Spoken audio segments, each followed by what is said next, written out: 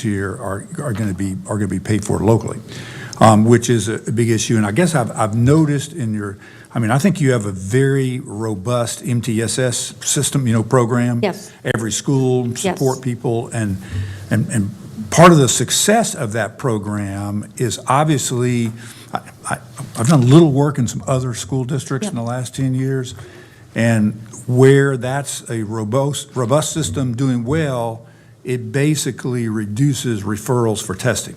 True. Because that's what it's designed to do. And it begins to, if I'm in your shoes, that concerns me that is not being, the huge resource and investment in MTSS and its principles on the regular classroom side is not preventing the testing piece at a level. I don't think there are more exceptional children on trees that are just dropping in on us more every year. I think it's about how they're served from day one. True. I agree that there's no substitution for a strong core program first and foremost. And when you feel confident about that, the tier 2, 3 interventions that Dr. Martin's talking about, where if a student's not succeeding in their core instruction with everyone else on grade level instruction, that you need to provide adequate and successful interventions at tier 2, and if those aren't working, you go to a tier 3. And so if all that is working well, it should eliminate some students that might qualify for exceptional education services. And so you wonder then back in 2017, what was that big jump? And I'm not sure, I would have to investigate that from 2015, 16 to 17, 18, because that was a jump of over 200 students. And then it kind of a little bit more of a jump in 19, 20, and we've actually tapered off in 22, 23. I'm not sure, again, what those big jumps are. A strong MTSS program is true that should help alleviate, but at the end of the day, we also assess kids when parents request as well, and when the interventions are not working. And so that's, so I'll investigate why the uptick from 2015, 16 to 17, 18. I think as we look at our economically disadvantaged percentages, that has increased over time as well. And again, I think 21, 22, there was a decline in enrollment as well post-pandemic, but our numbers have continued to increase on our families that are considered economically disadvantaged. If we look at our multi-language learners, that continues to increase. So students that come are moving in from other countries that need the services of our multi-language learner program, those numbers continue to increase as well. Yes, sir. Pardon me, Madam, going back one slide, the economically disadvantaged percentages. Do you know whether there were any major changes in the way that figure was calculated between 2020 and 2022? I think, do you know that? No, were there changes to I know what you're asking. Did we look differently at how we're calculating? I think that at the federal level, I think with like determining even Title I, I do believe there may have been something that would encompass more students. I need to check on that, Mr. Bessie, though the exact. During the time of COVID, you weren't doing free and reduced percentages. Yes, no, I'm sorry, I wasn't referring to 21, 22 to 22, 23, but 19, 20 to 22, 23. Yes, ma'am. And I'm not questioning whether that's an accurate read. No, you're saying did something change in the calculation? Was it a calculation-based change, or was it that significant an increase in? I feel like going into, but this would not have impacted 22, 23, but going into next year, there were some changes to the way the federal calculation where you could include multiple measures. And so I need to get that is what I need to get. But going from 21, 22 to 22, 23, no. Going this year's Title I numbers, there were some changes. So that will potentially cause a shift for what you see for next school year. Thank you. You're welcome.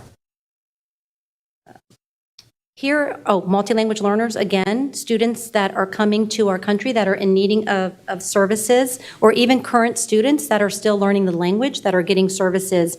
And again, this number does continue to increase. So the reason for showing those slides, I think, too, is that over time, our district has had shifts in the services we need to provide. And when you need to provide more services, you need more people to provide services, because we look at this as programs aren't the answer to many of the services. You're going to see programs. Obviously, you need strong curriculum, you need strong resources, you need programs, but the people that it takes to serve kids. So if you look at 21-22 to 22-23, so this year has not finished, but we did add many more federally funded positions due to ESSER. We added, as you all know, I've presented on this before, but we've added counselors and we've added TAs. We added front office people that that are bilingual, that could communicate better with our families.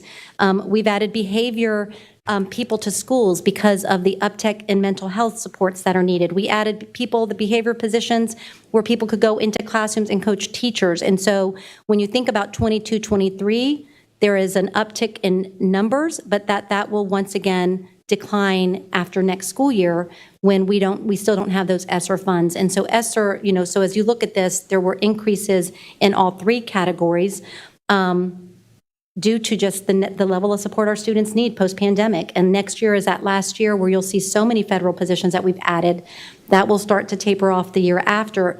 But the needs of our students are not tapering off. The needs of our students continue to rise, and we continue to want to provide the highest level of supports for our students. Yes, one other question. Yes, Dr. Martin. On your staff piece, does that include every single position? Because you're mentioning TAs, and site-based substitutes, Yes. et cetera. Yes. So this includes locally paid maintenance? This is This is everybody? everybody. Everybody. Yeah. I'd be real interested in the yellow part, what it breaks down, particularly in terms of teachers, Yep. locally paid Yep. teachers. Teachers is the highest. So in that 1,053, when we can send you the breakdown. Tom, we were just looking at it the other day. Teachers were the largest category of that breakdown. And so, but we will send you the I'd be real interested in the exact. comparison between, because back in 13-14, my memories are running probably 54,000 kids, which is more kids, and now there are 100 more people and that are locally paid. Yep. And I'd certainly like to know whether those are more teachers. They are. Or more other folks. Yep, they are. And we knew you would ask that question, and we should have probably provided it today, but we'll send it to you because we broke it down exactly like that. For our own board, we had a sheet that showed the exact positions that are paid on local, and it does not show other positions. It shows more teachers. The largest number of that 1,053 were teachers. There were some student services personnel on that. There were some administrators that are site-based on that. There were, again, other people that are supporting students. And so I think as our needs arise, even post-pandemic, it's extremely difficult when you look at flat numbers and you look at needs. And so like flat numbers in 2013-14 would show that you could probably do it with less people. As our students' needs have become elevated, and post-pandemic, where there have been even greater needs than I've ever seen in 33 years and that my colleagues across the country have seen, you're going to need more people to front load and get kids on track. And then we can start tapering off, even though I'm sure our school personnel would not like to hear me say that. The other thing you can see in 22-23 that I did last year, and I cannot continue this, but I did it because of need of our staffs and from our schools, is our formula for allotments are flat, basic, this is what you get. If there was a 1.7 that was allocated for a school for arts, and I could round up to a 2.0, but make sure that they could actually add more arts classes so more students could take advantage, I did that. And that is a little bit over the formula for 1 year so that I could actually make sure that our students were getting more services. And that was based on feedback from our teachers as well, because some of our formulas are extremely tight, and they make it to where some people are sharing 3 schools. The feedback from our folks is if we are going to build relationships with students, and I'm traveling to 3 schools, and I'm trying to have an effective band program or chorus program, that's very problematic. So we haven't changed the formulas. Last year, because of ESSER and other, I was able to actually just bump up some of those that were close to a full allotment. This year, we've had to go back knowing that our budget, we can't keep doing that or without getting additional funding from the state, if that makes sense. Great, thank you. So then, when you look at this, and here is where we're very appreciative. I understand that we are still not, outperforming Wake and Durham and Charlotte, who have just a higher tax base. But I want to thank our county commissioners because of our supplement and Article 46. I mean, we are ahead of Union, Guilford, who is the county that is right next door, that is probably the easiest for people to get to. But because of what our county has provided us, we are higher in our supplement, our average supplement. And this does not include new teachers. I think we're about between 8th and 10th on the average supplement. For new teachers, we're even better. I think we're between 2nd and 4th. I can't remember exactly because we gave new teachers more a couple of years back. But the average teacher supplement, we are outperforming, and this is the group of districts that we usually use for comparative purposes. As far as the smaller districts that are on the outskirts, we are higher than all of those. But as far as the larger districts, this is where we fall with our supplement comparison. And now I'm going to bring Tommy up to actually get into the actual dollars and figures. And I'll be here at the end, too, for any questions. So this is off of our state report, and you can see the number of teaching positions, and that's without regard to their funding source, that's the positions, the teachers receiving the supplement, and then it's a mathematical computation based off of the state on what our average. You can see in 19, we were at 4,200, we grew slightly in 20, and then as Article 46 came in, our supplement average went from the $4,300 to $5,600, and then it was running in FY22 the $5,800 mark. Then in looking at, and so when we had the discussion previously, you're correct in that based off of everything I've read, off of everybody's intent, when the funds are collected from y'all in Article 46, it is restricted to the supplement. So as such, it's part of the general fund, but not in the sense that you can use it for any purpose. It's restricted. So in looking at that and taking everything, the first, you see the fiscal years, the total supplements paid, that includes the retirement, that also includes the FICA, the growth that occurred from one year to the next. Then the Article 46 is based off of what the district has received, because we book our revenue on receipts, received, not on accrual. What was paid out, and then in the Article 46, it says, okay, if the supplement is $30,200, that's what we're going to pay out. We look at the base that y'all established, the baseline of $19.7 million, and then what's left that's needed to be filled by Article 46. And in year one, it left at the end of the year, about a $610,000 carryover. In year two, you see it increases. The increase that occurs is basically twofold. One, there is a step on part of the supplements. And number two is the change in the retirement rates. Those are your significant changes. In that second year, part of what we actually earned and what we saw, which should have been booked in 21, but we receive it after because of just the timing of when everything gets reconciled and tied out. We do the same calculation with the baseline number, what is needed from Article 46. It left in 2022 fiscal year $4.8 million that, based off of what we're going to propose today, should have been set up as part of fund balance, but in a restricted category, okay? So if you look at the audited statement right now, you'll see there's $20 million of fund balance the district has. Of that, $16 million is unrestricted. This 4.8 would have been a reduction of the $16 million number. So from an accounting perspective, you would have said fund balance restricted of 4.8, lowering the $16 million down to, what's that, $15.2 million, if I did my math right. Aren't you subtracting that from the six? You're reserving 4 million, subtracting from the 16 down to roughly 12. Yeah, I was thinking of the 20. Yeah. But the 20's total, and part of that's restricted by state law. Okay. Then in year three, which we're in, that's an estimate. The actual will be the actual that will pay out. Okay. Depending on who in my staff you talk to, we all have a different estimate. All right?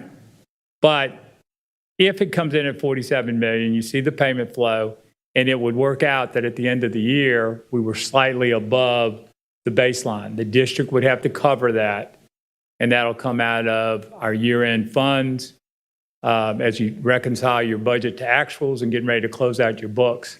That number will be absorbed as part of the year-end funds side of the world, which says that basically we're reaching a point that there will be a cap, that the supplement's not going to continue to grow and grow and grow and grow unless you got funding for it. We're reaching a point that now we'll have a cap in what we're going to be able to pay out based off of and the amount will be based off of the population of the employees because of that step component. If we go more toward the teachers, you'll have room to grow. You get more on the back end, it's going to cap you out.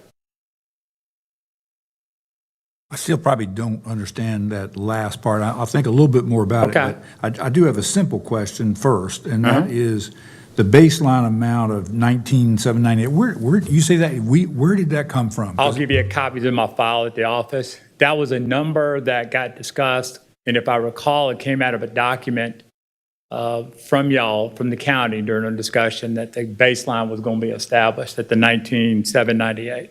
And I'll provide y'all with a copy of that. Because I could almost make it, I mean, you can make some arguments that, I mean, because this is the Which number would you supplement use? 'Cause I plus would have used benefits a plus different Social Security. I could argue that it looks like in FY '20, Right. it looks like that the district made a decision, which I don't recall, that's a pretty big lick, I mean, that was a pretty big increase. Correct. 10% in supplement that was locally put into it, is what it appears to be. Correct. And of course, I could argue that would lock in, that would be the baseline, because Well, that was the year before. And And I'm not initially sure, that- I'm not sure where I'd love to see that. I'll show you. I was using, in my calculations, initially the 23 million, Baseline. because that would have been my baseline. You let Kyle, Yeah, and so, and we actually do have it, we show it in our budget ordinance in section 15 of our budget ordinance, where we said the baseline would be 19,798,498, which was the amount paid in FY '20,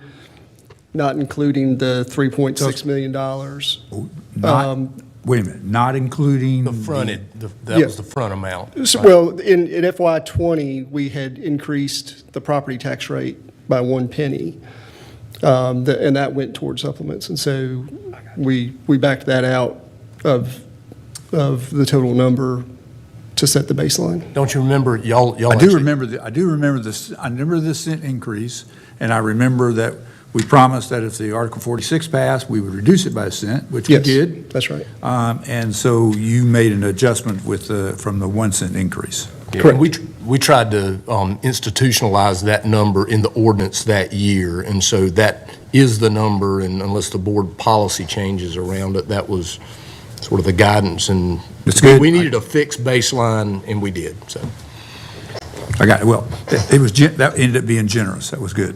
And I appreciate that. No, that's It good. was generous on purpose back then by the, so. I got it. The other side, if these projections in FY '23 occur, I mean, your reserve is now in the negative by 1.9 million. So, which means that. It'll go to zero. I probably don't think it's going to happen, but the other side, if it did, I mean, then I don't see how that can happen, because your actual schedule of supplements for the Article 46 amount has not changed. And I know you've got a lot of people who have been retiring, and I know if you looked at the age of your staff every year, my guess is it's beginning to decline, getting lower. I mean, the average age, simply because a lot of people retiring and a lot of young folks coming in, and there's a churn at the bottom with that. And I would think that your staff is getting a little younger. And if a younger staff on a supplement schedule that is loaded on experience, seems to me that your demands actually get less unless the schedule changes. Now, as we were talking just briefly before we came up, the retirement percentage benefits have gone up. And as you said, they compound. Right. So probably in FY '20, they were probably around 19%, and they're about 23 or something percent now. 24.5, 24.5. So, and that compounds some increase over time, which is a pretty big increase, but it still doesn't seem like it seems like part of that would balance with the age of your staff. I mean, I'll look at that. Yeah, I'll do it now with everything going on with budgets, and so I haven't done that. But I can do that kind of analysis, and we can look at it. but the other side of it, if you really end up this way, you got 1.9 million that essentially your general fund or your fund balance is going to subsidize. And then in that case, unless you want that to keep getting worse, then you're going to have to actually make an adjustment in your supplement schedule for next year. Potentially, yes, sir. I mean, I mean, it seems to me that unless you want to keep subsidizing it with fund balance over time. No, sir. But you're right, and we will look at what we would have to do the aging to calculate what the proposed cap would be for our board to consider. Yeah, well, I hope it doesn't turn out quite like this, but anyway, but it is helpful to get it, and I think keep going because you're going to talk about your process. No, sir, You got it. All right, so our plan of action, as we talked about, when the dollars come in, we record that in a restricted revenue account. The baseline gets paid out first, okay, so district goes out. Monthly, no later than quarterly, a reconciliation is done of it. On a quarterly basis, we present that to the school board and give you a copy after the school board presentation of the report.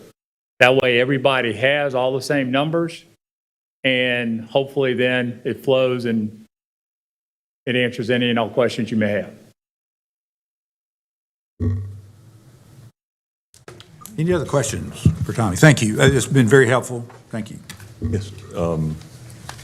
This is not in your presentation, but it'll help my understanding. When I was with the city, there was substantial weather-related contingency every year. Okay. Does the school system have any significant weather-related contingency possibilities during the school year? In the budget that I've just did, which being my first one, there is no real, the calculation, the way it's done, it kind of assumes that your days, including any weather contingency, is kind of the same from year to year. So Dan, the way I'm hearing your question, I would say no, sir, it does not. All right, thank you. Yes, I sir. think the weather consideration at most is in utilities. I mean, if you're making some, and that's nothing but a guesstimate. I'm talking about you're going to pay more when it stays zero for about a Well, week. but the other one I guess you could get into is if you have an extension and you got to go extra days to make up and you paid on the front end, that could be a contingency. But usually we don't have the expense when the Right, school but is you know what closed. I I'm mean, it's not like going out and buying the city buying salt. Yeah. Salt and trucks for the roads is a little different. Yeah, I was having a difficult time projecting without more familiarity with the Yes, school sir. system's detailed budget, what that might be if there was a weather-related contingency, and I thought, In this budget, am I no, missing something? But There's not. The All right, one you're thank you. going to see in May, no, sir, there's not. Okay. All right, thank y'all. Thanks. Any other questions? I wanted to recognize, I didn't see while I was standing up here that one of our board members is here, so thank you. Our Vice Chair, Alex Bohannon, is in the audience. I didn't notice that when my back was to the room, so thank you for being here. So, okay, thank you. Thank you.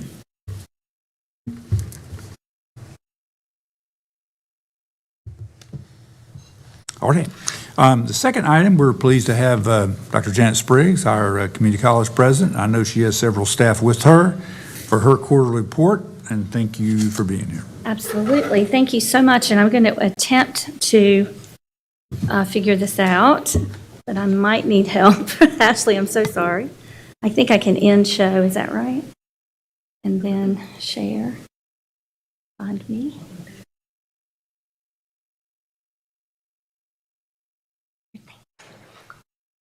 And then I put it in slideshow. Well, here we go. Okay, good morning, everyone. Thank you for bearing with me and my technical skills, or lack thereof this morning. It's always a pleasure to be before the commission, and I have a few reports that I want to share with you today about our ongoing construction capital projects that are funded with county funds. And also, it is the end of the year, which means, or end of our academic year, I should say, which means that we are in full force celebrating amazing accomplishments of some pretty amazing students. And I have a few reports to tell you about there. Starting with the capital improvements, I have photos here from the renovation of the Robert L. Strickland building. As you all know, this is our largest building on campus, and we had roughly 79 to 80,000 square feet in the building that had never been upfitted. And thanks to county bond dollars, we are able now to complete that upfitting. We have approximately 15% of the work completed at this point. The entire project has been separated into 15 different areas of construction, which allow us to do some of the smaller projects without going through state construction, and then to have everything in the project phased so that we can open up the most important areas more quickly. The first area that we are working to complete is the student services, career counseling, testing, and then the reconfigured lobby entrance of our Strickland building. And those are scheduled to be completed late summer or early fall of this year. Very excited about that work because it allows us to co-locate all of the services that new and continuing students might need to be able to either enroll and register for classes or stay enrolled and get the support that they need. So currently on schedule and on budget, which is always a wonderful thing, and approximately 4 months left in that first project. I don't have pictures yet because we haven't started the actual construction at the transportation campus, but at our transportation campus, we do have Walter Robb's architecture completing the design development phase with state construction. As you all know, even though it is county funds, community colleges are required to run projects that are over $1.5 or $2 million through state construction. So we are waiting for that word back from the state that they have approved our design. And we do expect that any day. It says the final state design submission of our CD is estimated for May and June once we get feedback on this initial phase. And then there's about a 60-day state review period. So we are continuing to believe that we can start construction on this in early fall, and it's about a 15-month construction period. And then finally, the last project that is, we've just completed initial placement of where the building will be located is our Learning Commons.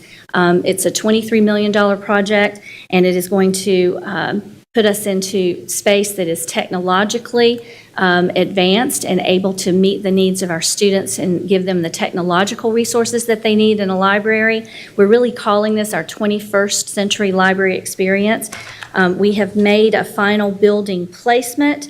Our architect is Morris Berg, and I want to make sure I say this correctly because there's so many dates. The final building profile and style has been narrowed down to one selection. So we are in the process of getting a model for that, submit it back to Forsyth Tech, and we'll have that from our architect by May 16th, which is just a couple of weeks away. The preliminary design and programming are expected to be complete in early summer, and we're working through our contractor selection. This is going to be a CM at risk project, so we're working through that process now. I think we've narrowed it down to 2, and we're working to finalize that. I will move forward, but please stop me if you have any questions, and I'll have time at the end as well. Moving on to talk about some of our amazing students. You see several of them here. We were very happy to be able to participate again this year in Community College Advocacy Day in Raleigh. That was on March 29th. I had 4 students, 3 board members, and several staff members that went with us, as well as all of the 57 other of the great 58 community colleges in North Carolina. And we were there to talk about our state budget priorities and have our students be exposed to what it's like in the halls of government. It was a wonderful day. We had one student who was offered an internship with Senator Joyce Krovic, and we had several other students that were offered recommendation letters for college, and they just had an absolutely wonderful day, as you can see from the smiles here in these photos. The next slide that I have for you is that we have also hosted Boom Supersonic at our Maisie S. Woodruff Aviation Technology Center. We worked with Representative Jeff Zinger and his team. They had been in contact with the Boom executives. We had already been working very closely with Boom throughout since they made their announcement because they had reached out indicating that they would need more qualified A&P technicians than what they were going to be able to get with just Guilford Tech. So Forsyth Tech and Guilford Tech are working hand in hand to make sure that we can meet the needs, quite frankly, of Boone, but also all of the other, no pun intended, booming aviation businesses in the Piedmont Triad region. So very excited to have them there and to show off this wonderful facility that you all helped us with bond dollars. So thank you again for that investment in your community college. These are students from the Phi Theta Kappa Conference. Phi Theta Kappa is our national or international honor society. We have a thriving chapter at Forsyth Tech, and we had students who, the list is much too long for me to read to you, but if you did receive our PowerPoint, there are notes in the PowerPoint, and it shows you all of the students and the awards that they won at both the regional level, and then in a few moments you'll see another picture of them at the national level. They won things like outstanding participation, regional distinguished chapter awards, as well as being at the national level one of the best and most distinguished chapters out of the 1,300 nationally. We were in the top 100 out of 1,300. So very proud of those students who generally have GPAs around 4.0 while they are still working, many of them, and they're all age groups in that list. So very proud of those students. Also, our math club, and you know, math is a subject that a lot of folks want to shy away from, and sometimes we have to really work hard to convince students to take it earlier rather than later. But our math students are doing extremely well. You can see here that we had students who participated in the Stanford Math Tournament. We had students who participated in the AMTYC, and I apologize, but that's the American something, Association of something, but it basically is a math institute. And we did have, I now know that we had 7 students who placed first place, and we had another 3 who were second place. And then finally, I'm very thrilled to announce that Han Lin, who is one of our early college students, has been accepted to study at the prestigious North Carolina School of Science and Mathematics. So very proud of Han and the work that she has done.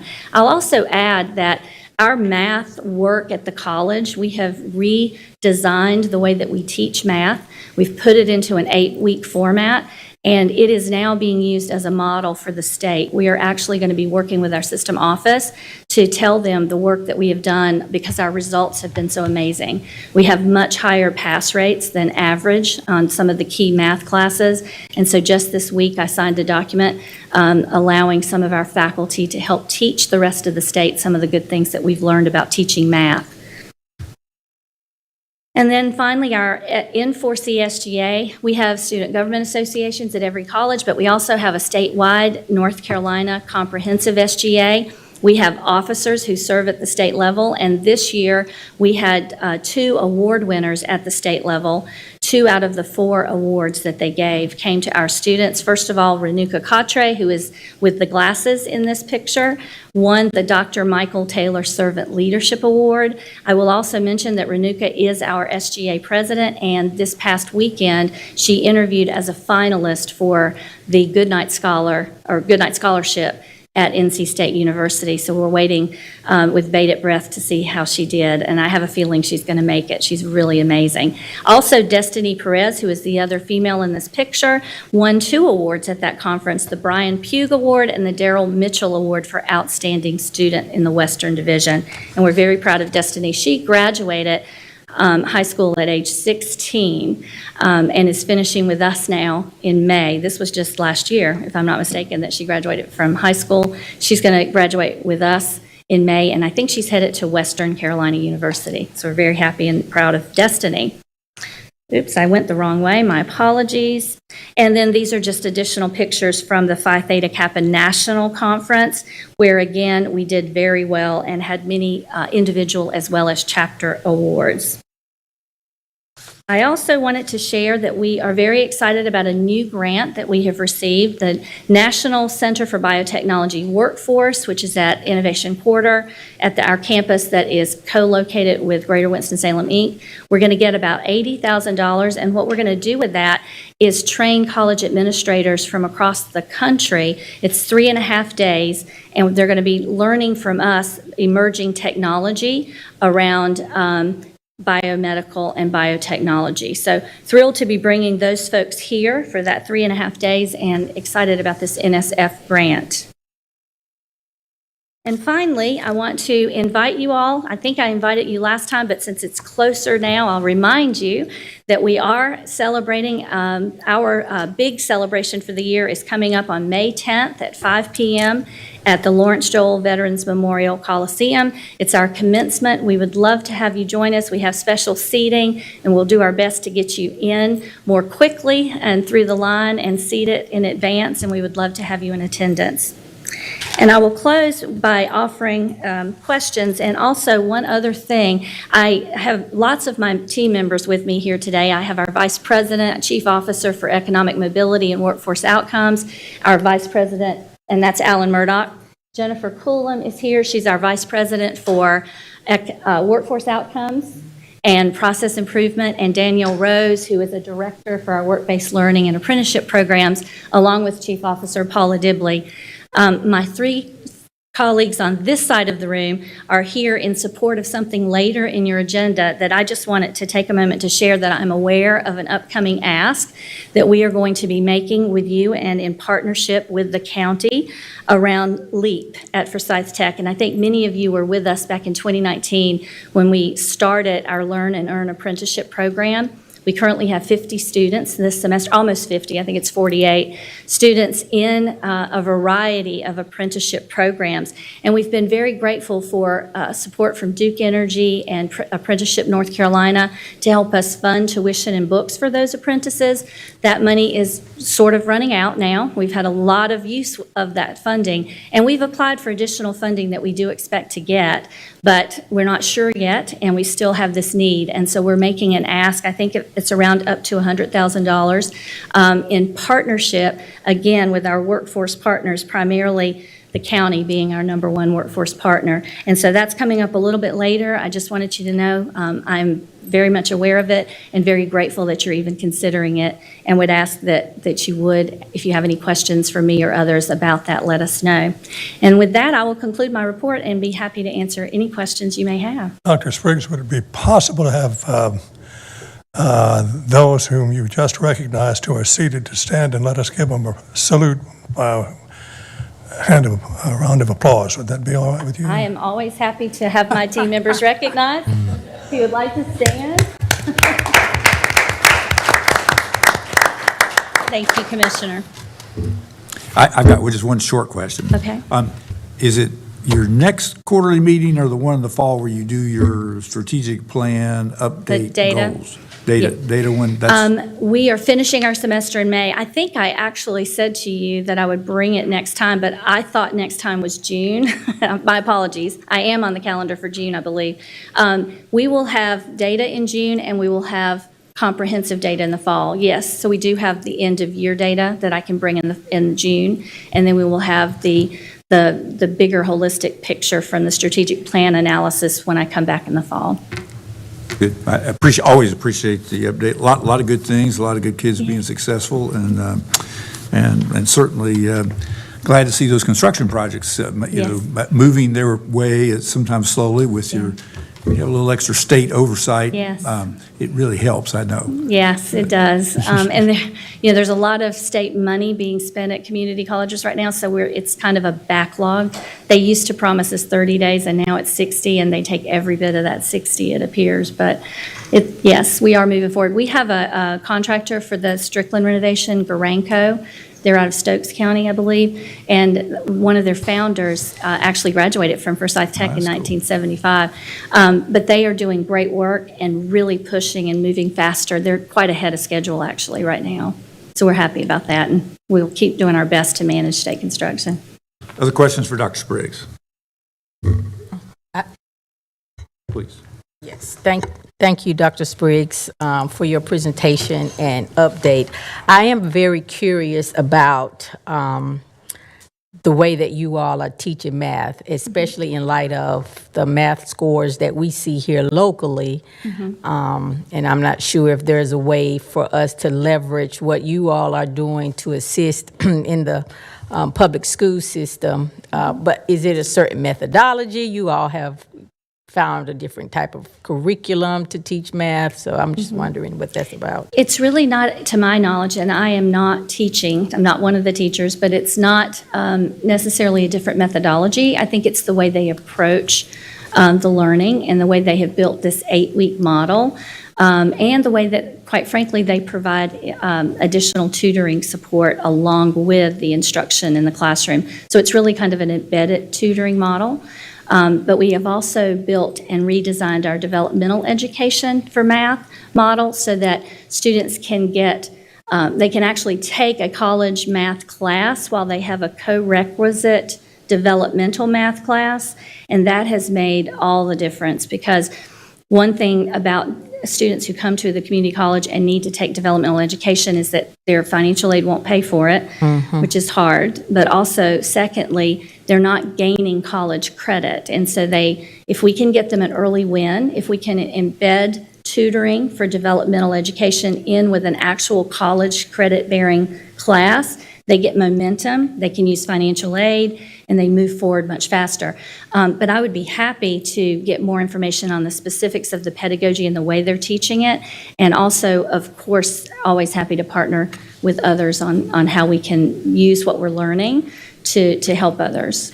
Well, what I will say is that the embedded tutoring piece is probably a 20-year-old idea as it relates to, especially for students at risk. Right. The best time to work with them is in the moment, not after school and all of these things that become a barrier. So I'm glad that you all are actually utilizing something that, I don't know why we kind of got away from that in the public school system. I think we saw the scores go up, so we relaxed kind of the methodology, and because of COVID, we may have to, definitely bring that back to order. But the learn and earn piece, this is my next question. So are community colleges eligible for Title III dollars? We can be, and I don't know if we have any Title III money, though, at the current time. Because I would think that you could pay. Okay, yes, so we have had Strengthening Institutions grant from Title III before. The last iteration of the grant, when they put it, the grant call, did not, it wasn't available for us. We looked at the criteria and it didn't fit. So basically how that works is they send out the call for proposals for grants, and they have very specific criteria about what they're going to look for now. And in the past, we've fit the criteria and we've had those grants, but we do not have one right now. We do have other, like I said, we have had private industry support for apprenticeships, and we have support through North Carolina, or Apprenticeship North Carolina, which is actually now housed under the community college system. So we have found ways to fund that, but not through that particular pathway.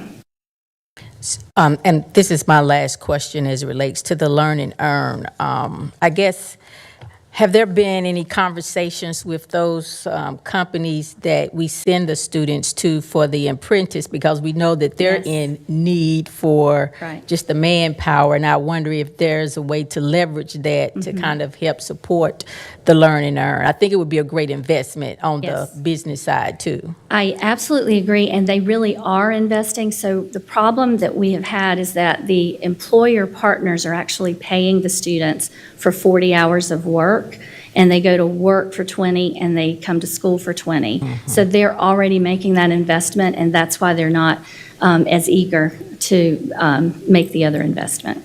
Thank you. Thank you. Thank you very much. Thank you. One question, if yes. I may.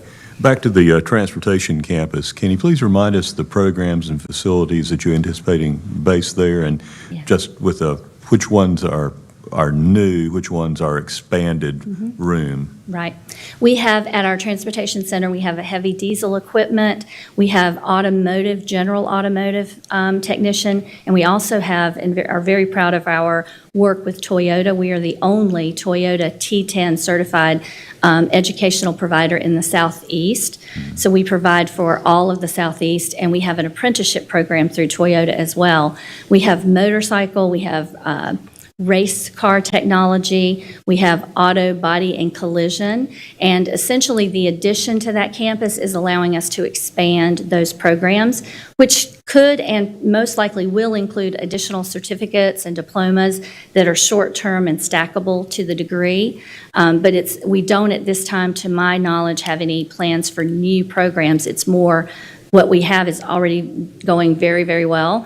Heavy diesel equipment particularly is out of space, and also is busting at the seams with enrollment. So more space for more students for that industry is a big part of it, but all of the rest of the areas need additional space as well. All right, thank you.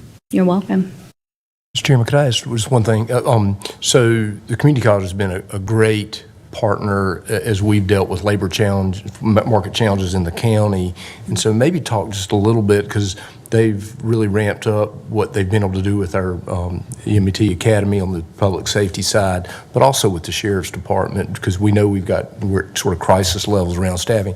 And I'll just say, because I know I do it to Janet sometimes, I unapologetically make that her problem. Yeah. The recruitment for some of Sure those does. positions, I say, you got to solve this, because I mean that is a huge avenue for people that we're trying to recruit, particularly in the public safety world. Yeah, absolutely. Yeah, Dudley loves to give me problems to solve.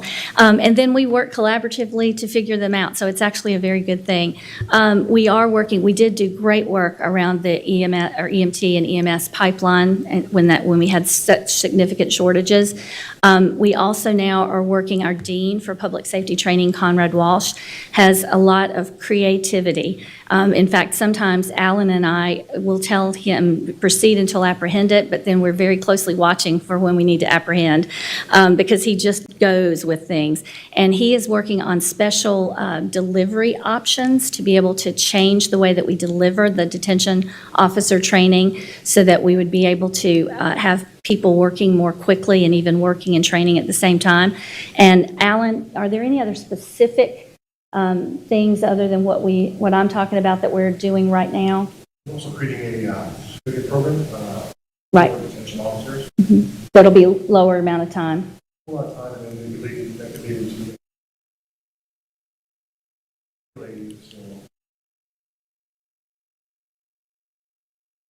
so there's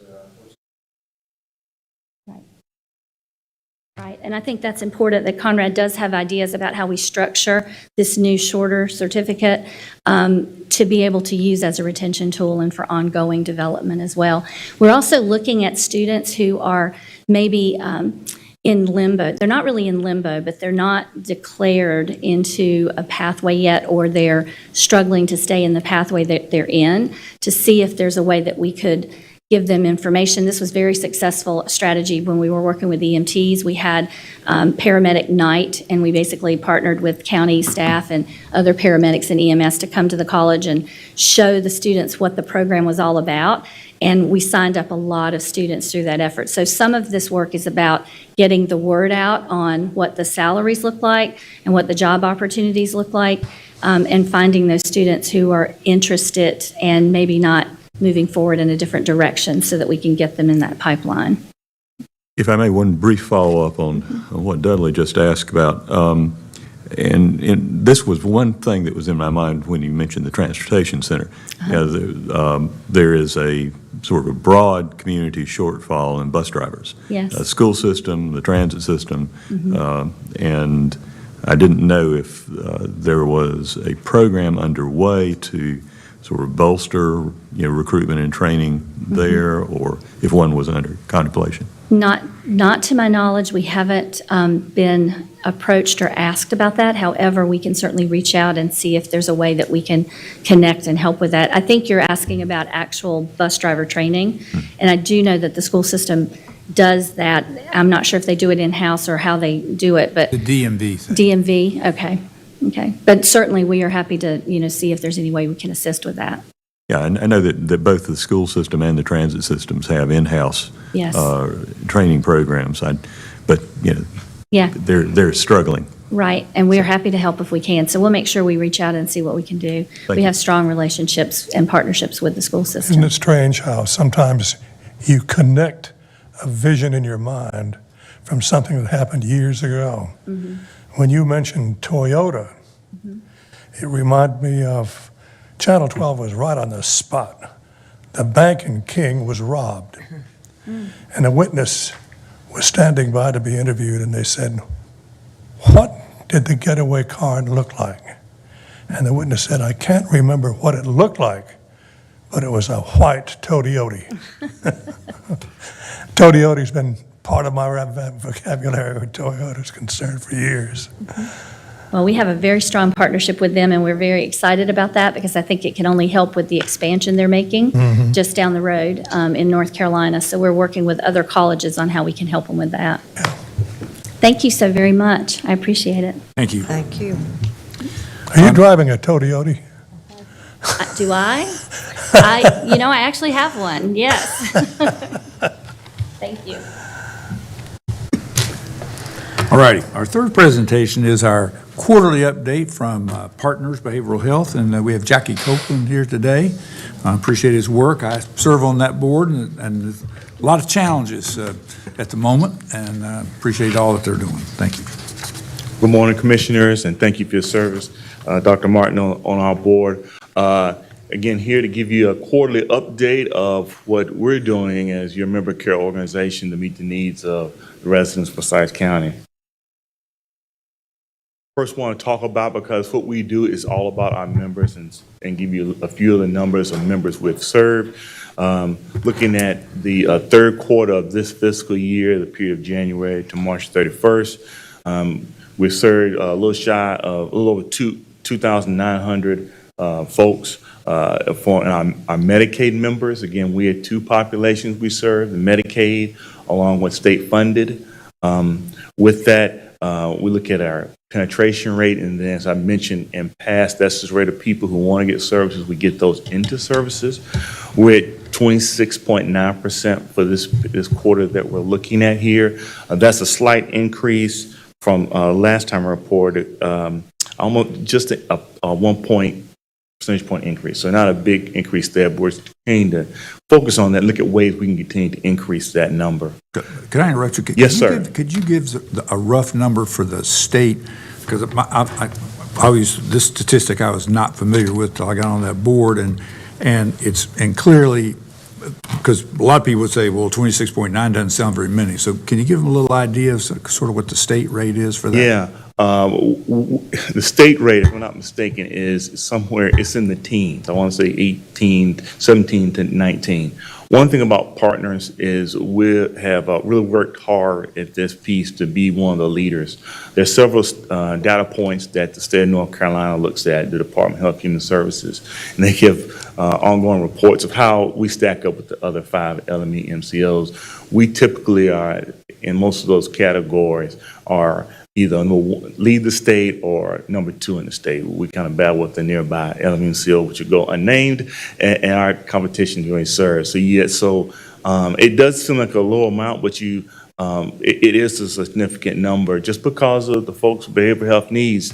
There are a lot of other challenges that they face, social determinants of health that deal with economics, transportation, food security, crime, housing, and so for behavioral health folks, like we see on the physical health side, we want to make sure when they're ready, because with folks who are challenged with behavioral health issues, when they're ready, we need to be able to respond. We try to respond quickly as possible because that motivation for change can change.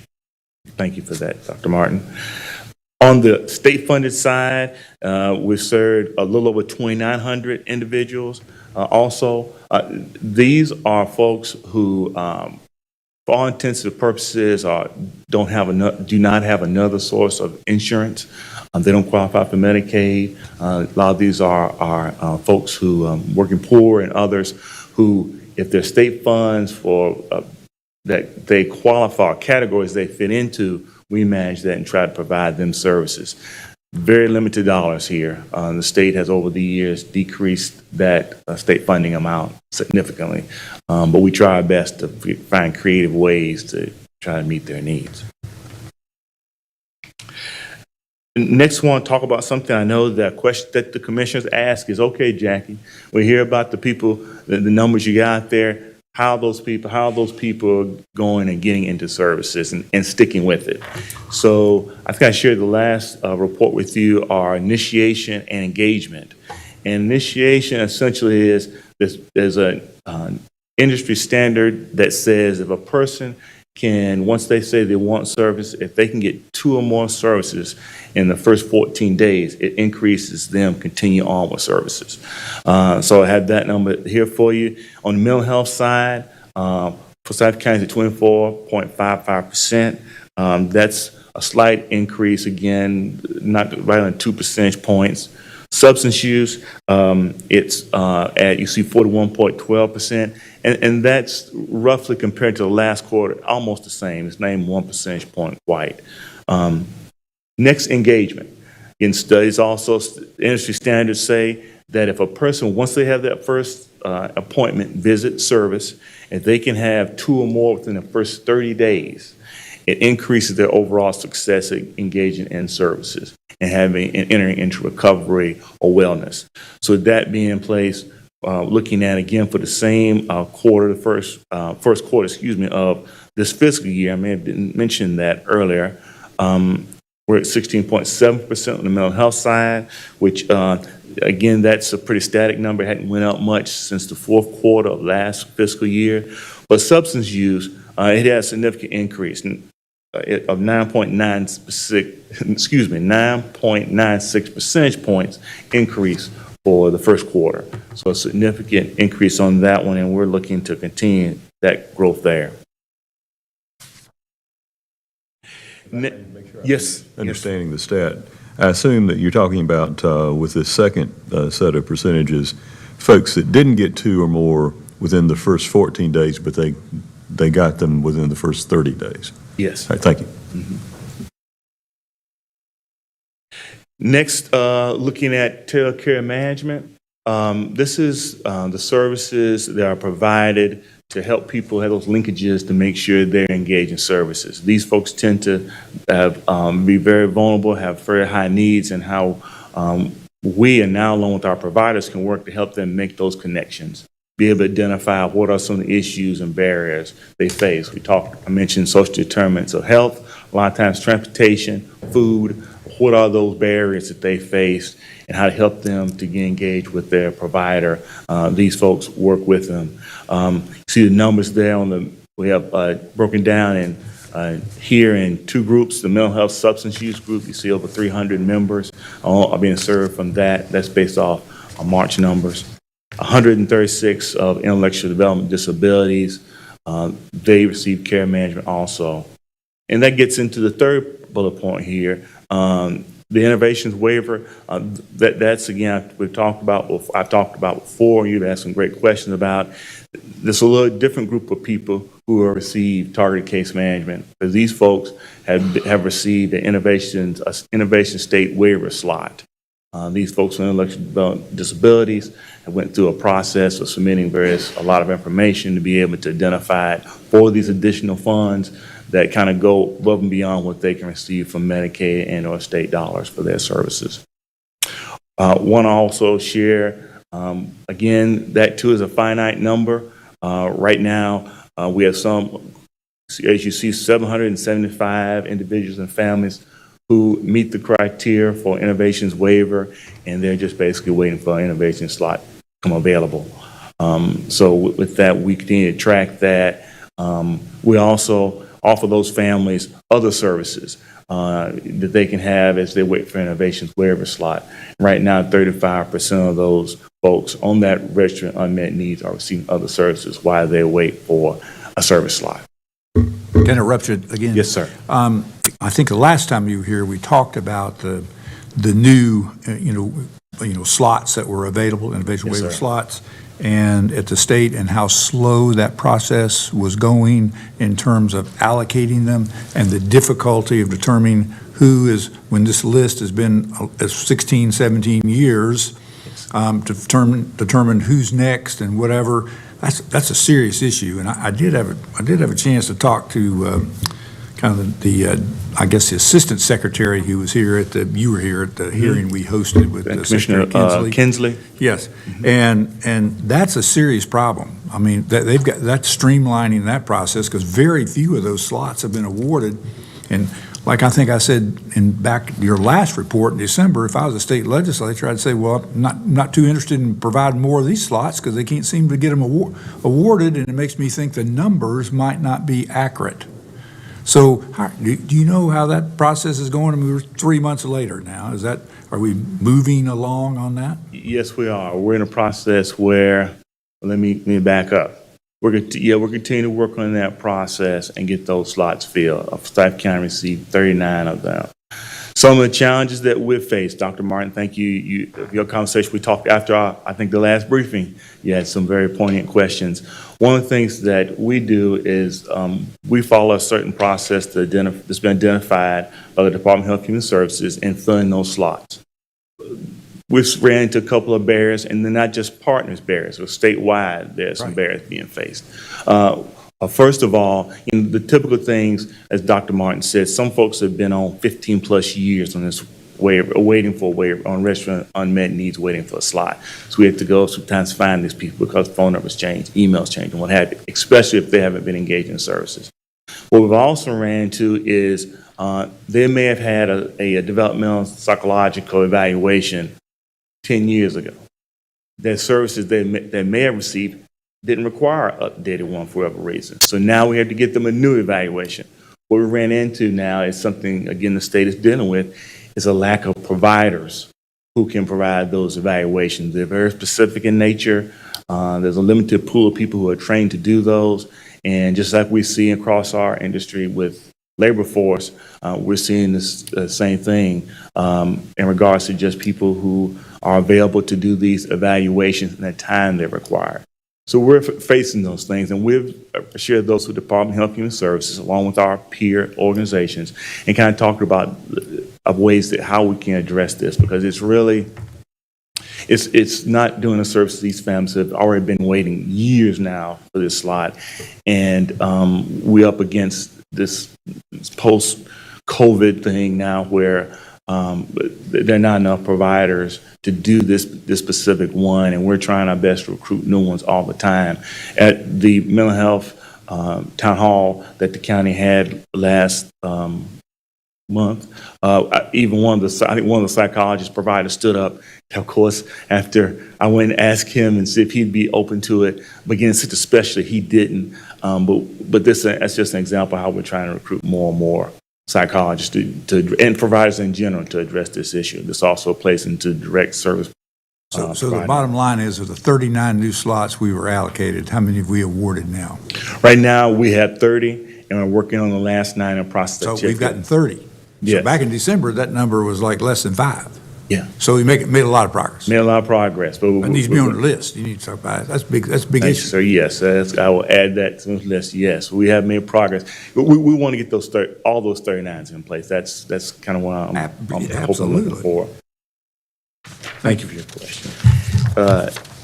Next up, a few highlights here, some things, updates for you all regarding what's going on. Again, talked a little bit about Medicaid transformation. As I mentioned, I think the last update we had heard from, I'm not too sure, I can't recall, Department of Health and Human Services had announced that they had pushed back the implementation date of the tailored plan implementation. That's where partners along with other LMMCOs who have been identified as tailored plans or operate a tailored plan, we will now not only manage the behavioral health needs of members, Medicaid members, but also the physical health one. We've been excited and gearing up for that. Right now, they pushed that off. The state made that choice, but we're still moving full throttle to try to have that in place and be well prepared and maybe work out some kinks, have a little time here, work out kinks moving forward for that. One thing the department did initiate is on April 1st, they did follow through with North Carolina Medicaid Direct. And that is for Medicaid recipients, those who don't qualify, who aren't enrolled in a standard plan and aren't being served in a tailored plan. This is Medicaid to make sure they continue to receive managed behavioral health care in that regard. one thing you see some of the populations here, it's really a period where that we continue to meet that need during that gap period before care plans go into place. One things that we do is we're going to still do the behavioral health side. The physical health side will continue to be managed by Community Care of North Carolina. They've already been doing that for a lot of that population. The physical health side, they'll be in fee-for-service, we'll be in managed care. So it'll be a little difference in the way until we get through this period until later on this year. And I think it's my final slide for you all is talking about, again, how we're engaging the community. One of the things is trainings. I want to share some trainings, some upcoming trainings that I think you'll be very interested in. From January to March of this year, we have been working, again, in partnership with you all, Forsyth County Behavioral Health Team, to roll out mental health first aid, a national model for training to kind of help regular citizens and regular folk be able to identify someone who's in going through a mental health issue, and then try to help them to get to where they need for services. Could I ask you? Yes, ma'am. Ask you what certain group you targeted to take this training? This training, thank you for that. We're focused on right now. We're targeting. We've already trained some of the departments in public health, some county departments we worked in. We've also been working with, I think we just did one for crisis control ministry, and we're working with some of the faith-based groups, working with them, trying to have some meetings set up with two of our rather large churches in town, and hopefully they'll be able to roll this out for them. And because a lot of them work with special populations within their ministries, and so this would be a great way as they identify. Well, good. I think this is such a great program, and I think it's needed more now than ever, so thank you. It is. 93 is a good number. Just 93 keep is a going. good number, but we've got a challenge grant. We have a challenge to train over 200, to add 200 certified mental health first aiders in Forsyth County, which my numbers from the day we're at 184. Good. So we're hoping to get to that before the end of fiscal year. Again, we've got several trainings, quite a few lined up for May and in June. So we're hoping to meet that number, if not surpass it. Thank you. Good. Thank you for the question. Next is another training, question, persuade, and refer. It's a suicide prevention model. That's a national model that we've been doing for quite a while now, training on that. And one of the things we've been partnering with, I think I mentioned last time, we're partnering with Winston-Salem State University and training some of their staff in this. Of course, they work with students, and the fact that you start to see some populations with the increase in suicide. We see an increase in African Americans that are having suicidal thoughts and acts, and so we hope to be able to train these folks to be able to identify, ask the right questions, persuade them to get some help, and refer them to someone who can kind of intervene before they act on any type of suicidal thoughts. So we're excited about that one. And that one plays into the final point I'll talk about today is in partnership with Mental Health Association of Forsyth County and Forsyth County Behavioral Health Department, we're working right now on having a community discussion about suicide. We've slated a date for May 16th. It'll be at the Forsyth County Central Library, 5:45 to 7:30 p.m. We're opening this up for a discussion to share talk about suicide. Partners has worked with other organizations to come up with some vignettes, some video vignettes of people who have been touched by suicide. We're going to share those, and we have a licensed clinical professional who will help kind of moderate the discussion. And the goal is to, of course, to try to make awareness on suicide prevention. And the next step is that this will be the first of many in the county to have some of those attendees, which hope some of you would come out and join us, to say, where can we take this conversation further in our community to other municipalities to have these discussions. So this is the start of it. We're excited about that and putting this together. And it's a great kickoff to next month, which is Mental Health Awareness Month. So we feel this is a great way to kind of increase our community's awareness of suicide and ways that we can intervene to hopefully thwart off any type of loss of life or any type of injury. And that's my presentation today. I'm happy to entertain or try to answer any questions you may have. Dr. Martin, Yes. I have a question.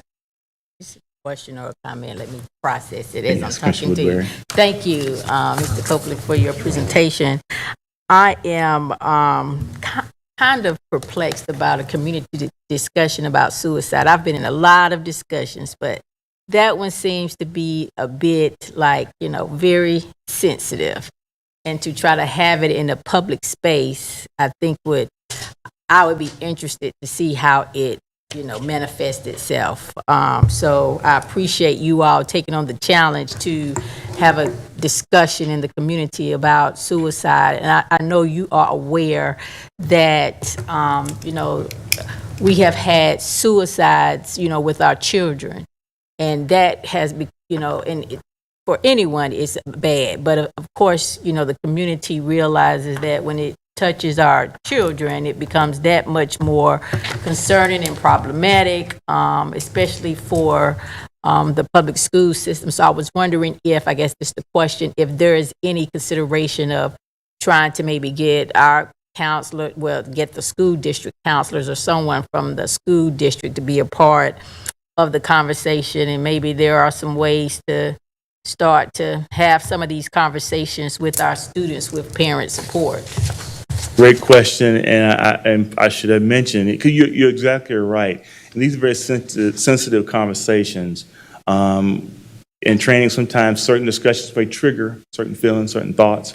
What we've done is we're going, along with having a licensed clinical social worker who's going to be moderating it, we've also identified other mental health professionals that will be there in the room so that if a person does have concerns, questions, they can come have someone there who'll be able to talk to them, help them process, and then also try and, we don't want anyone to feel that totally uncomfortable. We want to make sure we have things in place so if they do, we can kind of address that and get them the services and the help that they need. But you're exactly right. That's one of the things we built in because that was concern we see in trainings. We try to do that with most of the trainings, and our partners does, is we try to have 2 trainers just because of the triggering piece in place. And I think your thoughts of with school systems, we're opening this up to any organization in the county that want to have these conversations. We'll bring this to them, and we're partnering with them on support because I agree, many people we can have in the room to help support the people if they're going through. Either answer questions where they can get information. We're going to have those for this first event, but also those who may need to process some. We'll be there for them. Thank you for your comment questions. Very good one. Thank you. Any other questions for Jack? As usual, thank you you for being here. We'll see you in a quarter. And I have a request for just a quick 5-minute recess.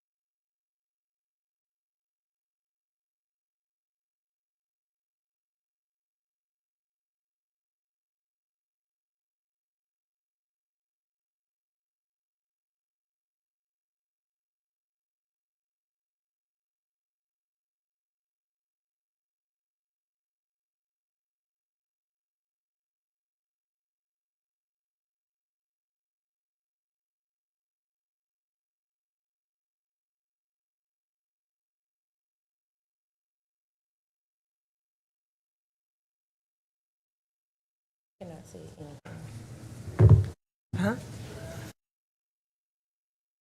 Oh, I hate that. I hate when that happens. No, that's fine. I'll tell you what, Kyle, why don't you go ahead and start? Okay, I'll go ahead and get going. Good. Good morning, Commissioners.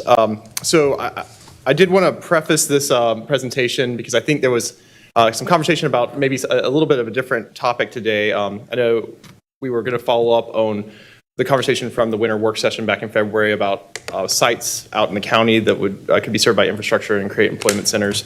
We are still on a staff level working on that. Just weren't ready to give that update.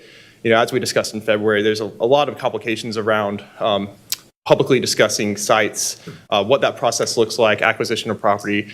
We are still working on a staff level, and hopefully we'll have something to bring to you soon about possible strategies around that, but just weren't ready for that today. However, we did have some projects that we did want to bring before you for potential funding opportunities. And I'm going to do a lead-in here, and then Mark Davidson, the airport director, and Andrea Sheets, the workforce and economic development analyst, are going to present a little bit, and then I'll come back and present the last item here. But just as a refresher for the board, the board has set aside $7.5 million in reserve PAYGO funds from $1 million in 2020 and $6.5 million in the current year for the purposes of supporting economic development activities. And so we have used that fund before for one project. We used $300,000 to support SG Atkins and the Enterprise Center. They had received, they were applying for an Economic Development Administration grant to expand their shared use kitchen. They were awarded that, and so our part matched that federal grant to allow them to do that. So there is $7.2 million remaining in that fund. And so what we're bringing before you today are some economic development projects that would utilize this fund to further those purposes. In total, there are $4.7 million in ask here. Like I said, $7.2 million in the reserve account. And I'm going to go through just briefly what these projects are, but then I'm going to turn it over to Mark Davidson to go through Smith Reynolds Airport projects. So the first set of projects are at Smith Reynolds Airport, and I did want to just bring up, these are all really about kind of getting sites ready for economic development.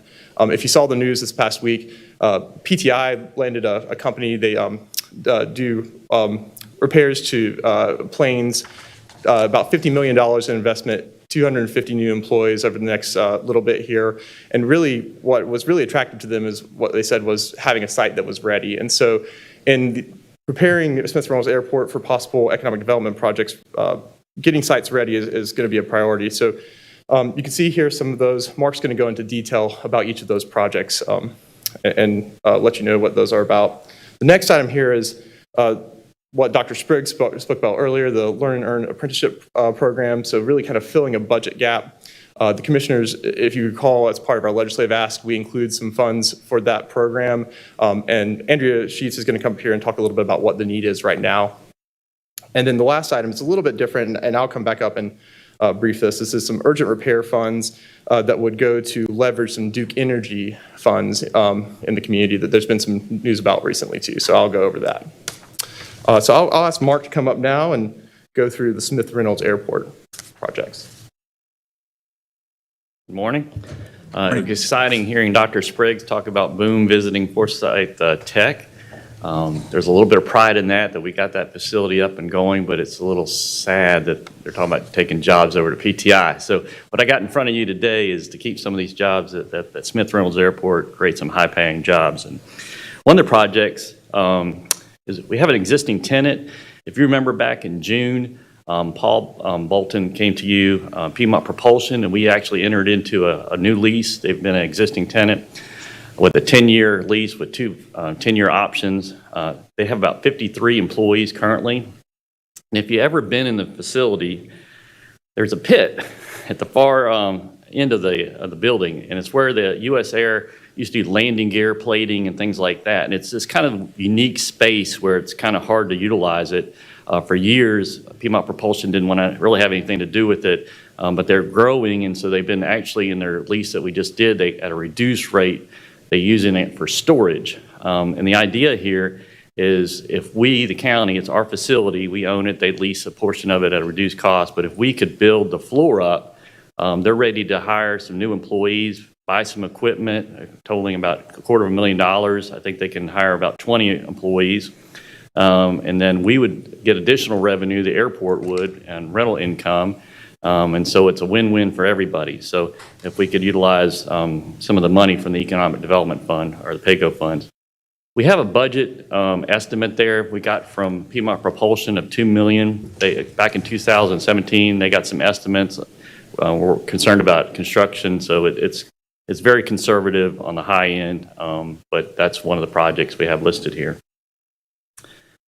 Another site that we own, the county owns, and you've seen it when you drive down North Liberty Street. It's the hangar across on the other side of the airport, and you actually stop with a traffic light and taxi across or be towed across at 3820 North Liberty Street. And so what we're looking at there is we have some existing tenants, but there's additional space that we'd like to prepare for new tenants. And we're utilizing, we've already fixed the roof. We're working on a contract for fixing the hangar doors, but that facility needs a lot more work. It was built in 1958 for Piedmont Airlines, and then they moved to 4001 North Liberty Street. So we have some, the ramps in bad shape, ADA bathrooms, asbestos removal. We're looking at painting and windows and all that kind of stuff, and inside the facility. But not only will this create economic development for possibly new tenants that could lease about 16,000 square feet, we have existing tenants in there. One of them, Lookup Aviation, is doing really well. I don't know if you know Max Maxwell, a minority-run business, doing great. He's actually got into not only the sling aircraft of bringing them up from South Africa to bring to Winston-Salem it's a kit airplane, a very expensive kit airplane, but you buy it, and if you as the owner, we put in 51% of the work putting it together. They help you, and so it's like a Cirrus aircraft, but it's really, really nice. And there's a picture of it. That's Max's aircraft right there. They're actually not only doing that, they're getting into flight instruction. And since I've been in front of you, we actually have two more flight instruction businesses at the airport. You know, you have Piedmont Flight Training, but you also have Lookup, who's getting in flight instruction. And I've just learned that ATP is one of the largest in the country. They have a sublease with Signature. I don't know if you've ever heard of ATP, but they are the leader in the United States. They have 82 locations. They've been in business for 35 years, over 500,000 flight hours. Every year they turn out 1,161 students to the airlines get hired. And so they're going to add Smith Reynolds at the location. They have 500 some odd aircraft, but none of them have been based at Smith Reynolds yet. They're trying to work out their fleet, so that's exciting. But like I said, we tripled our existing flight schools at the airport. Another business, Aero 8, they're sort of like a wholesaler at the airport. So these improvements would help them, as well as the snack bar, who's growing really quickly with that smash burger, doing well. So we're hoping that we can do these improvements, secure new tenants. I told you about the vacant space, and we're just excited about that. It's also occasionally when we get inquiries from the state about if we're able to handle any businesses just that are starting up, like an Evitov company, electric vertical takeoff company, this kind of space, because you could actually work in the workshop space and have access to airfield. You have to actually across the street, but something to think about. The third project is I brought it in front of you before. If you remember Site 4, a portion of Site 4 has residential zoning on it. So we're looking at maybe pivoting. If we can't, the city controls our destiny on this, on the Site 4, and so looking at possibly utilizing Site 5. The reason I didn't come up with Site 5 first was, well, there's a landfill in the middle of it. About 20 acres back in the 40s and 50s.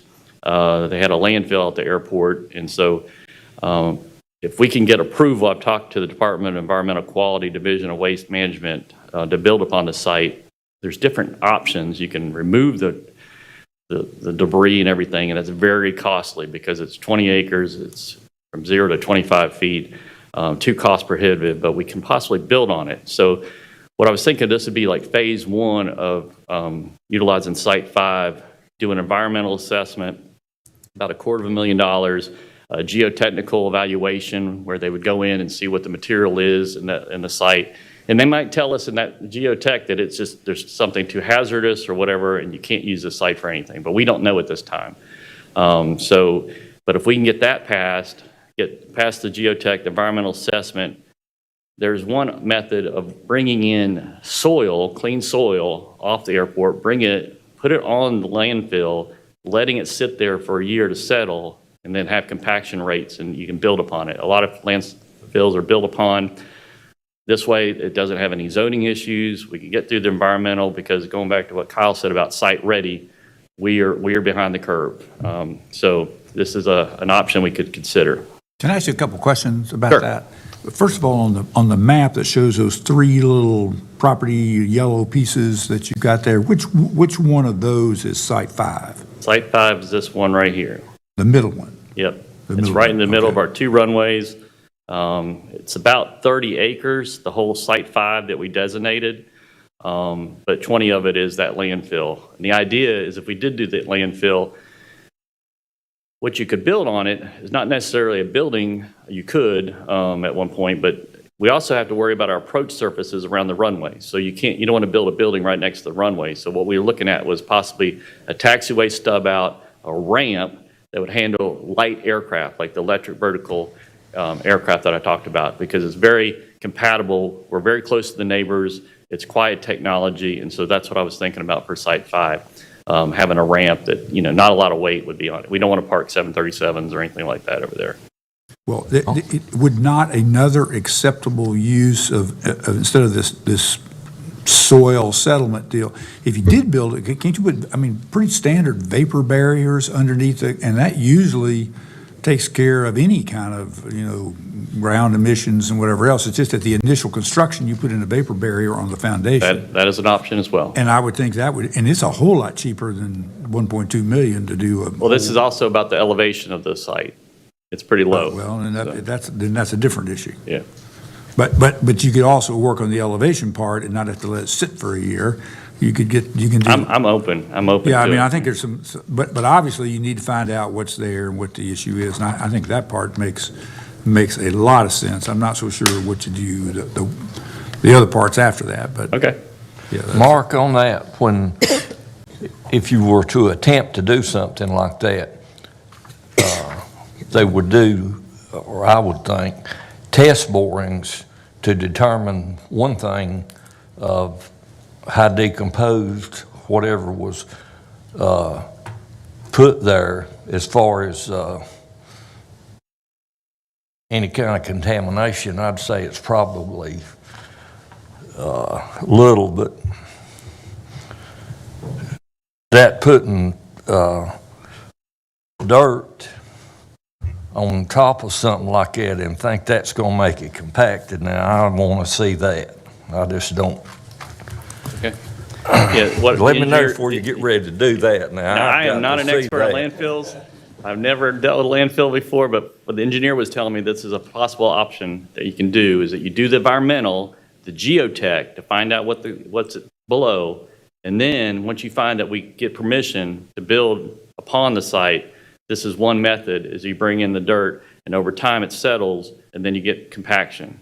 You then go back and compact it. I am open to I am not an expert on landfills. I don't know what I'm doing here, so I'm open to suggestions. Just don't do it before you get a whole lot of information. Yeah. I'd like to say that I think we need to know what's there. Yeah, and what we could do with the site. I agree. And both assessments make a lot of sense to me. Yep. Yep. And we do know back in 2016, 15, the Department of Environmental Quality came out and they actually did a bunch of borings to find the limits of the landfill. It was just sort of out there. And so they went and found the limits of it. And then we did a notice of, whatever it is, that you figure out the land, and then we put a fence around it so nobody could get to the site. So it is there at the airport now with a fence around it, secure. We do know the limits of it. And so they said this was some of the options they gave me as well about moving forward. Moving the whole landfill was not, I don't even want to say the number in here, it was crazy high. So I'm open to suggestions completely. I want to get off that slide. Let's go. Demolition of facilities and south ramp preparation. This is another, we own these facilities. This is at the airport on the south next to, oh, what happened? I did not, okay. We own these facilities. Talked to Kirby. It appears that the sheriff is possibly looking at moving the impound lot. It's a really, I hate to say it, but it's an eyesore when you're coming up to the new Maisie S. Woodruff Aviation Technology Lab. You make that turn and you see that old impound lot. And then I put agriculture building. I meant to put animal site, but back behind the impound lot, there's a lot as well. We'd like to demolish those facilities when they find a new home, and then start looking at possibly helicopters, the electric vertical takeoff again, general aviation aircraft, using that, taxiing down off the south ramp. So this is just one of the first phases, and that's demolition of some existing buildings the county owns that have aged and have done their useful life. So Just say it again, you're not talking about demolishing the cooperative extension building. Thank you very much. I thought it was an ag building behind there. It's actually animal. I guess it used to be old. Yeah, there is an old, actually, it's just a barn now that we keep the non-domestic, cats and dogs. If you get a goat or a pig or a horse, it lands back there, and then it's our lot for Look at the red arrow, don't look at the words. Yeah. The manager knew what I was thinking. I was just getting ready to ask the question. I needed some more glasses. Sorry. It hadn't been but right, let's get off this slide too. 20 years or less since we put the addition on. I don't know what I'm going to have to do. I'm going to have to start checking more on things. Hire somebody to help me check on it. All right. Andrew? Just total of those projects, Mark, off the top of your head. 1.4 million. Okay. How much? 4.4. 1.4. How about 1.4, I'm sorry, yeah. total for everything he's put on here? 4.7. Sorry, I thought he asked for the airport. What's your total 4.4. for all the projects? I have a summary slide at the very end. It's going to have every Okay. single project on it. Yes, ma'am. Okay. All right, good morning. So Dr. Spriggs introduced it earlier, but this ask is about the Forsyth Tech Learn and Earn Apprenticeship Program. Danielle and Alan in the back are the primary staff members from their team supporting that. And you've heard about it a little bit with the legislative ask, but as a refresher, it is Forsyth Tech's adult work-based learning program. When we say adult, that really means over the age of 18. The majority of their participants are students out of high school who are not going on to attend a four-year college. But the current class spans ages 18 to 58. It is also a tool that adult workers use to reskill or upskill. In the last 4 years, in 2019, the program started and they've grown from 13 to 50 apprentices. That is projected to reach 62 over the next couple years. So very quickly growing program. And one of the key parts of LEAP is the debt-free status. And that, as Dr. Spriggs mentioned a bit earlier, the employers pay the students while they are working and in class. And that is a market rate wage. It usually ranges about $15 to $20 an hour, depending on the employer and the sector. And so because that student typically has their tuition covered and they're earning, it is a very powerful tool for economic mobility, just because students are not incurring the cost of their training and are able to earn that wage and build up that way. And also, there's an element of this program that really meets students where they are in terms of soft skills, professionalism, kind of industry standard tasks like blueprint reading. Danielle and her team do a really good job of getting these students ready for these careers. They are over 50 employer partners across most major sectors in the county: advanced manufacturing, healthcare, transportation. They include many of the county's largest employers.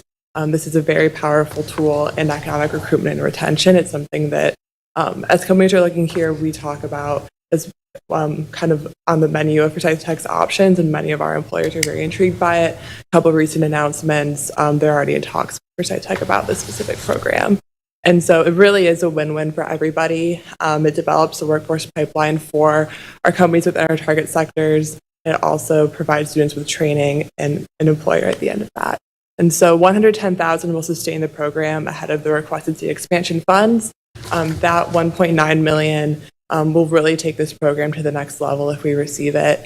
And Forsyth Tech also has a few other public and private funding options on the horizon that, as Dr. Spriggs said, they expect to get, or at least partially get. However, this funding really kind of gets us to that point where they will receive those funds and can then expand. It's really kind of a stabilizing force. So, right now, because those aren't for certain yet, students and employers are all kind of just waiting what's going to happen. This is a student's financial situation possibly, and the employers are a little, if they were to find out all the turbulence, it would be just in jeopardy. And so it's for the best of the program if we just kind of stabilize it until we get to that point. So if you have any questions, please feel free, and Danielle, I'm sure, can add as well. Got one quick one. So how long does the $110,000 last? Well, how long is that bridge? So right now, we calculated this number through ensuring the students who are currently enrolled and will start in the summer. However, if some of those funding sources come through, that is about 2 years it ensures that if no funding on the horizon is made, those promises to students who are already in the program, that status will be ensured. And so if none of that comes through, it'll be a Forsyth Tech decision on what to do. But this secures that at the minimum. And then if that funding does come through, we found that a lot of the state funding and other private sources can be used for some programs or not others, or for students who meet some certain demographics and not others. And so if that funding does come through in those cases, this could be used to kind of fill in those gaps, but also meant to stabilize the program for a minimum 2 years. Okay. Any other This- questions? This is a great program. I remember when the first year it was started, and I also remember going to the first graduation, and I'm so pleased at how it's expanded. It's an outstanding program. Thank you. Any other questions? Thank you very much. And I will, I'll go over the last request here. And as I stated, this is more of a non-traditional economic development request here, but it is an opportunity that is before us that we wanted to bring to you. If you may have read in the paper, Duke Energy has just announced their high energy usage assistance program that was approved by the State Utility Commission. It's actually a total of $8 million to go towards helping low-income households with energy efficiency improvements. Of that, it's a pilot right now, a 2-year pilot. $4 million is allocated to Mecklenburg County, Charlotte, $2 million to Guilford, and $2 million to Forsyth County. And their goal is to assist 250 homes over that 2-year period by replacing heating, ventilation, AC, water heaters and fixtures, sealing air leaks, installing insulation LED lights, and replacing old refrigerators, so things that would reduce their energy costs. And so they're going through their data and seeing which households are high energy usage, and they have an indicator of that. And then from those, if they qualify, if they're 200% below the federal poverty line, they would qualify for this assistance. That's 250 in Forsyth County. Yes, sir. Okay. Yes, sir. 250 in Forsyth County, 250 in Guilford, and 500 in Mecklenburg. And so one of the other barriers for them is if these households have certain health and safety issues that would prevent them from completing this work, they're unable to work on those houses. And so that's really a natural fit with the housing rehabilitation program that our department has. And so we've been having conversations about that with them, about them referring folks to us. We're referring folks to them. But they did estimate that about 40% of the qualifying households would have some sort of health and safety issue that would limit them from being able to do the energy efficiency. So what our program can do is, we can replace damaged doors and windows or do a roof replacement fairly quickly with our urgent repair funds. As the commissioners may remember, we usually get an urgent repair allocation from the North Carolina Housing Finance Agency. We were not awarded last year. The board did step in and provide some American Rescue Plan Acts to tie us over. We've already allocated all of those funds to projects, already identified those 10 projects. We did apply for and are expecting to get some additional funding through the North Carolina Housing Finance Agency. We hope to hear pretty soon for this year's grant process. However, with that number of households that they're looking to do over a 2-year there's a possible need for additional health and safety funding. So right now, the current sources of funds we have through the federal government, most of them require us to bring the entire house to code. So if you imagine that, that's generally 2, 3, 4 month process to get through. That urgent repair where we can just go in and fix a roof is a much quicker process, which allows Duke Energy to get in there quicker to do their repairs. And so what we're asking for is really $190,000 to pair with North Carolina Housing Finance Agency urgent repair funds, if we receive it, to do more of those urgent repairs in partnership with Duke so that we can leverage those funds. We can make that quick roof repair, windows, whatever it is that we need to do so that they can get in and make those energy efficiency improvements to that household.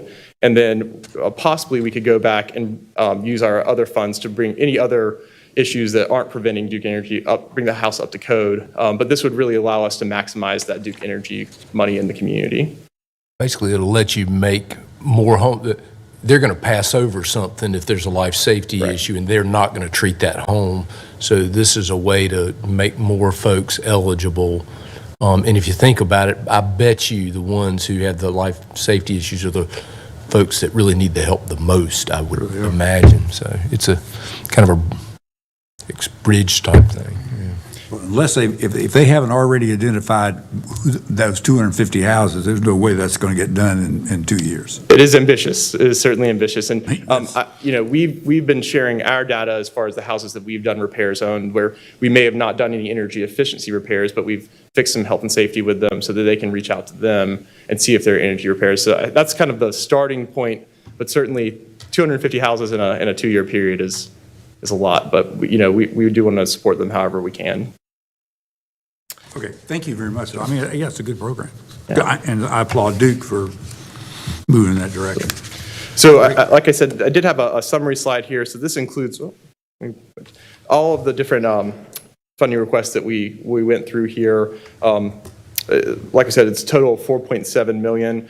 Just really seeking guidance from the board. We can, if the board is in favor of these, we can bring the appropriate items to the board going forward to allocate that funding. And so just really kind of looking for direction from the board. I had one question kind of more in the Mark category, in that very first one on the 4400 Lansing Drive, the floor for $2 million. I just got my calculator out. It's $143 a square foot just for the floor. And I realize it's a buildup, it's in a pit, it's constructing the floor again, certainly substantial, but $143 a square foot is like pretty outrageous, I think. That was the number we got from Piedmont Propulsion. I think we could come in lower. The thing is that it's about a 3-foot drop, and I think you can't just build upon the existing structure. I think you have to build up the pylons. Yeah, you got to put some piers in, come back and do it. We, the county, has not got a cost estimate. And that would be the first thing if we get direction from this board to move forward, look into it. That's one of the first things we'll do is we'll get some cost estimates from contractors. Good. And just on the amount of money, the $800,000 seems low for the second project. But then I haven't been in the building. I'm not looking, but just look at the pictures and knowing what I think the condition of that is. That seems like a cheaper one. But it's great if it is. I know nothing about it. It just seemed low. It's just a portion of the many things we're doing at that building. Okay. I'd like more, but we've already allocated some. But yeah. That's good. I'm like Commissioner Linville. I believe I need a tour of the airport and some of these properties because I'm pretty naive about that. Maybe a field trip of those who would be interested to just to put eyes on some of these projects. Might be of great interest. Fresh eyes would be great. I already got one idea about your landfill, and I'll let you know about it later. All right, I'm open. All right, thank you very much, Kyle. It's good. And thank you, Mark. All righty, we're running a little tight on time because some of us got an invitation to go to a lunch thing today, but we'll have Aisha, I think, is here and can give us a quick review of the American Rescue Plan Act, kind of the progress report to date. Good morning, County Commissioners. Hey. Aisha is very efficient. She is amazing. She takes us through a Wednesday meeting, and we always get out quick, so she'll be good. you might. Perfect, thank you. Aisha Carter here to do an ARPA update, and I have Kimberly Shore, Compliance Manager, right behind me if I do have questions in regards to compliance. I'll start first with the status of round 1 subrecipients. There were 34 awarded projects. We have 26 fully executed, 2 in contract control, 2 negotiating contracts, and the 4 that you are aware of that withdrew.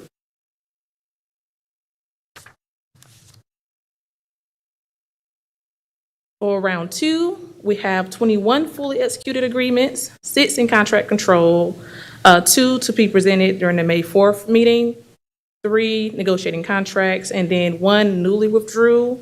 The amount was $25,000. They withdrew April 5th, and the reason was small staff, not enough resources to commit to the monthly reporting and monitoring.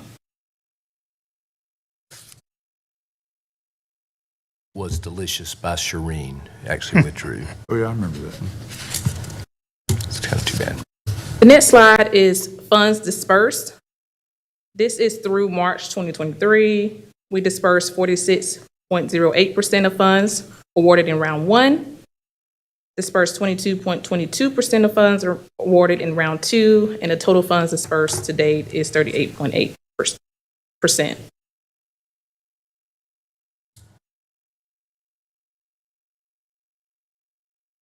So Sunday, April 30th, the federal project and expenditure report is due, and we do have our compliance manager wrapping that up, and I believe that report will be available to you guys sometime in the next week or so. Any questions for Aisha?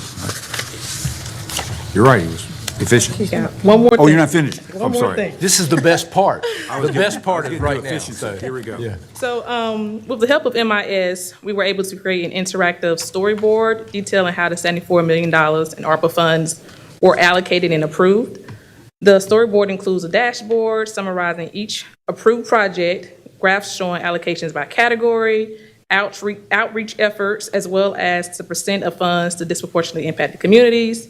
In addition, the storyboard includes a map displaying ARPA projects by county commissioner districts and qualified census tracts. And this storyboard is now available on the webpage. I have 4 different tabs here. I'll quickly run through this.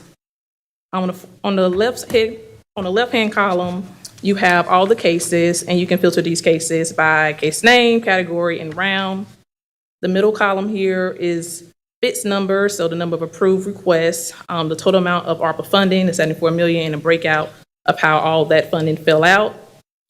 If you actually click on one of these cases, and I'm going to go with the Children's Home Society, if you click on it, then the summary will pop up down below with the amount requested. And then the third column actually shows 4 different graphs. And I'll briefly go over those right quick. One of them is the percent of ARPA funds allocated by category, netting out premium pay, administrative costs, and revenue costs. The next one is the same information, but just showing it by cost and not percent. Next one is the percent of ARPA funds to disproportionately impacted communities. And then some outreach efforts. Then the last thing I'm going to show is the map. So this is a map of all of the ARPA projects by district, purple being District A, and green being District B, and then the shaded area is qualified census tracts. And if you actually click on one of the blue dots, it'll tell you the case, project, as well as the amount. And that is available on the webpage. Any questions, comments, or concerns? Oh, I have some comments. Chairman, if I may. Please. Thank you so very much. Aisha, when I tell you, you have come a long ways, baby. And I don't mean the condemnation of baby, but anyways, this is a incredible, sensational report. And thank you so very much for the graphs, the data, all of the alignment. It is absolutely perfect. One of the things that I would like to know is where can I find this? It's going to be on the Forsyth County webpage. If you go to ARPA, it's going to be a link that says dashboard or storyboard. Okay. Click on that and this will pop up. Perfect, You can click on the blue dots You and can click on the blue dots. get the info on the particular dot. Yes. It's totally interactive. I and- saw and that. And I believe it will be an award-winning It is thing. I mean, so we amazing. submitted it off to get some kudos on it. This So. is just what I was looking for, so thank you so very much. Reporting should look, in my opinion, reporting should look like this in all facets. This was a partnership with Aisha and staff and MIS staff and Matt Forsyth, who knows how to tell that story with data. And so we've got a lot of storyboards, but I agree. This is Thanks for good. pushing it, because frankly, it made us really think through it. So. Yeah, thank you so very much again. Thank you. Perfect. And if you guys would like a breakdown of the percentages, I can. Thank you. Aisha, I thank you also, but I'm looking forward to a report in maybe 2 years to see, and it will answer a question, if money truly does solve our problems. So I'm anxious to see the results. All right, looking forward to presenting it. Thank you. Thank you. Both efficient and impressive, so thank you. All righty. Our last item is the capital construction update presentation, and James Anderson is here. James is always also super efficient, so he's fantastic.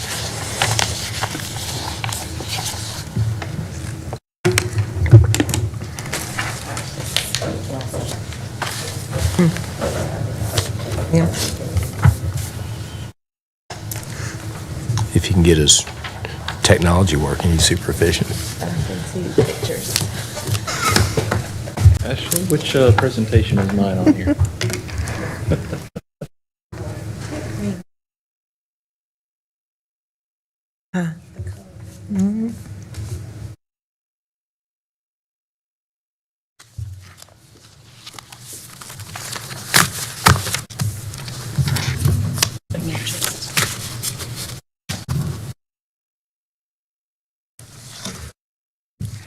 All right. Good afternoon now, Mr. Chairman and members of the board. Appreciate your time this morning. I'll be brief with our update on our construction projects. What do I do?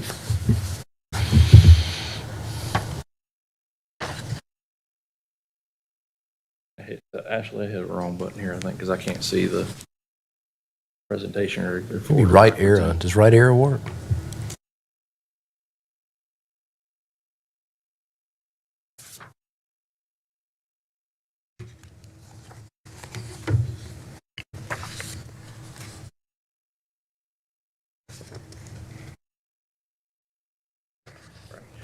So quick update on our capital improvement projects. We currently have 14 projects that are in the planning, design, or construction phase, with budgets ranging from $450,000 to $106 million. Total budget of all CIP projects right now is about $214 million. This is just a overview of the timeline for our projects that we've got in either construction or planning or design. As you can see, we've got several that are going to be finishing up this year or early 2024. This slide does a blow up on those so you can see a little bit closer detail of where we are with those individual projects and their estimated times for hitting construction, completing construction, and then our move-in and occupancy phases. And so for our 4 projects that we have currently in construction, that's the new courthouse with the $106 million budget and a estimated completion date of June of this year. And then we have the Caladium project with a $30.5 million budget with substantial completion estimated for November of this year.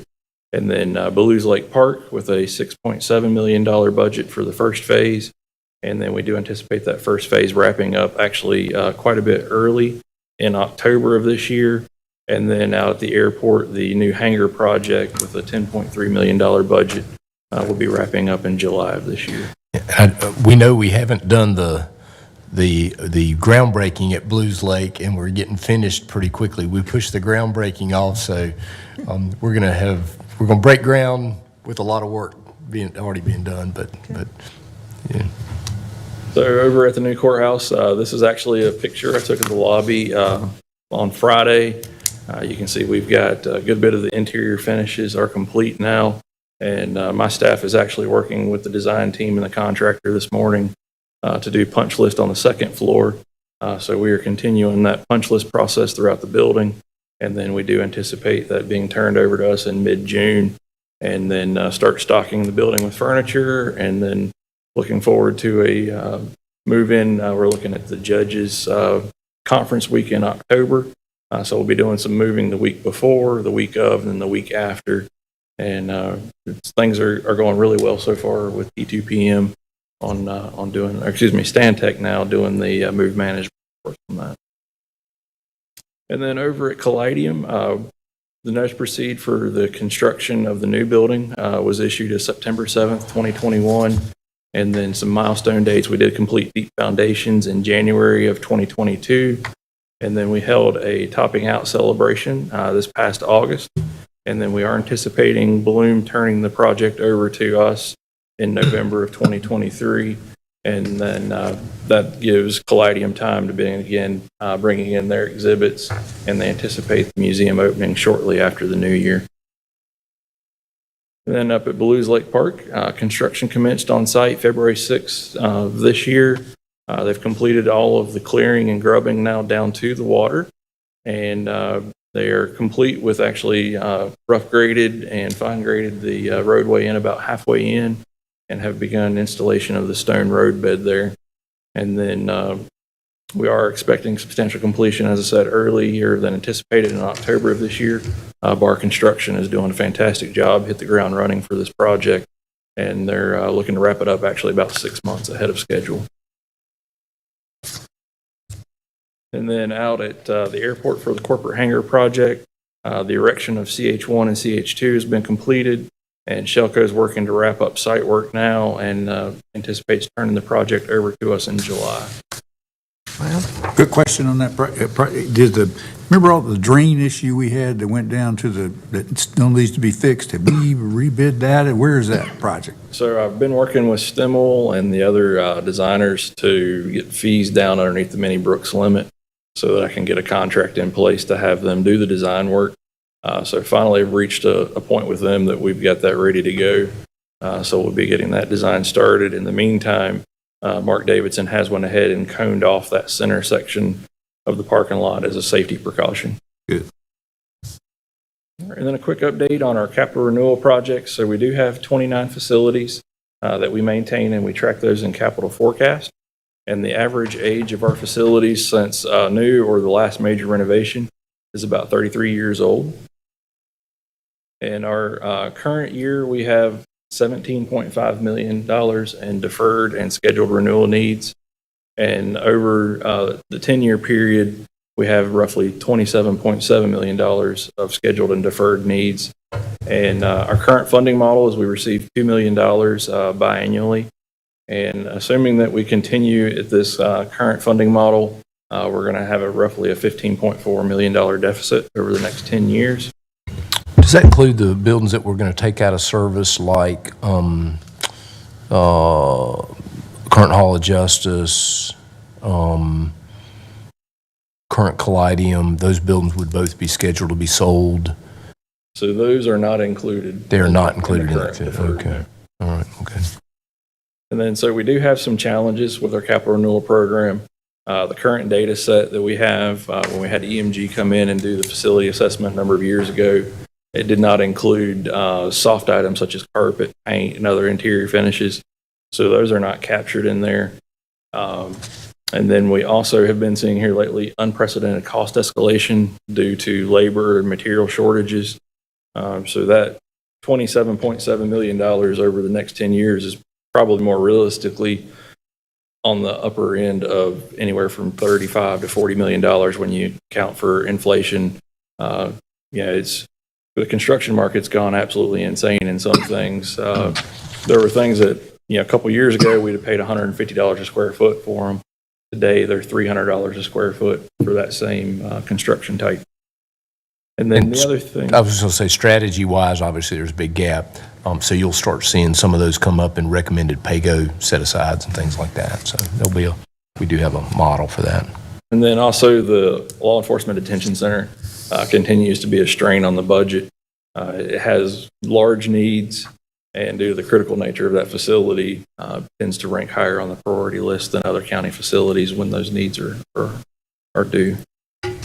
And so over the last years at the jail, we've completed approximately $6.2 million in projects. Some of the NOAA projects is roof replacement, cooling towers, the shower floor and wall project, kitchen renovation, and then also replace the chillers. And then we do have currently, in the current year, $6.6 million of needs identified for the LEDC. And then over the next 2 to 10 years, approximately $3.3 million additional dollars in projects. And then over the next 10 years, roughly $10 million that needs to be put into the LEDC. And that's it. I'll be glad to answer any questions. Yeah, the only thing I do have Chris Weevil is going to be here. He's got just a few projects to show you that are more park-centric projects, but I wanted a quick review of those. But if you got any questions for James, I'm sorry. Okay. No, any questions for James? Thank you, James. Yep, thank you. Thank you. He's a busy man. And I think he's going to use the Elmo, just to put some stuff up on the Elmo. Good afternoon. Good afternoon, Commissioners. I may not be quite as efficient. Yes, I'm good. I may not be quite as efficient as my previous two colleagues, but I hope to be effective. I'm going to talk about 3 projects today that we have that will be upcoming in our two-thirds bond biannual allocation. The first one is the Tanglewood multi-use trail. This will be phase 4 of the trail. We have allocated about $750 million for this project. The slide that you're seeing right now is just basically an overview of phase 2 and 3. If you can see in the very lower right-hand corner, the little gray spot there, that is the phase 4 that we're planning. What that will do, it will give us a complete loop around the one-way road of Tanglewood. That will give us a complete 3.9 miles of 10-foot wide paved multi-use trail at Tanglewood. And just a few numbers for the trail at Tanglewood. We've got some trail counters, people counters, so to speak. Over 2021, 2022, we had an average of 25,000 users over those 2 years. It averages about 800 to 900 persons a day. So that's just a good number from there. I heard you correctly when you said $750 million? I hope thousand. Thousand. Yeah, I was hoping I thought that's one 1,000. hell of a trail. Yeah, that's going to be a big trail. Link all our parks together there. It's a trail to the moon. This is a blow-up of the actual project site. The majority of the work, if you're familiar with Tanglewood, the road goes from 2 lanes down to one lane at our near our maintenance facility. The one lane road is a lot of walkers, a lot of joggers, a lot of bikers, a lot of vehicles. That is sort of a safety hazard, and one of our plan is to take that one-way road and use. It's basically a half a mile long from where we start back to the Manor House. We'll use that as our trail. We'll be able to block that section off for daytime use. We'll be able to open that section back up for the Festival of Lights at nighttime use. So it's going to be a multi-use trail at that particular section, but we're going to increase our road width to 2 lanes down to the skill pot area, create ourselves a cul-de-sac where folks can get in and out to the BMX, to Shelter 3, and from Skill Pot Lake all the way back to the Manor House will be basically walking path. I've got a few pictures here. These were actually taken this morning. This shows the double yellow line you see. That is the end of the two-way section of roadway. To the left is our maintenance facility. Over here, just to the right, you can see basically the end of phase 3 of the trail. you're closer, the trail and the road basically look about, they're just about the same width. So it's going to work out very good once we get down to Skill Pot and utilizing that. Just kind of showing you some of the natural, it's a very pretty section of the park. You can kind of see that is the one-way road as you head to the north.